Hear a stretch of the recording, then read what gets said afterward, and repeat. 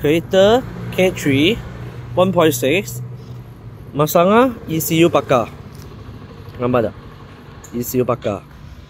So dia start engine, tiba-tiba mati. Start, tiba-tiba mati. Okay, so masang ECU bakar. So datang kedai saya, King Locksmith, repair ECU.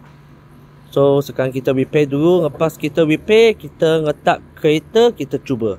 Okay, ECU kita sudah repair. Kita letak balik sini. Kita testing dulu. Tengok boleh start kereta tak.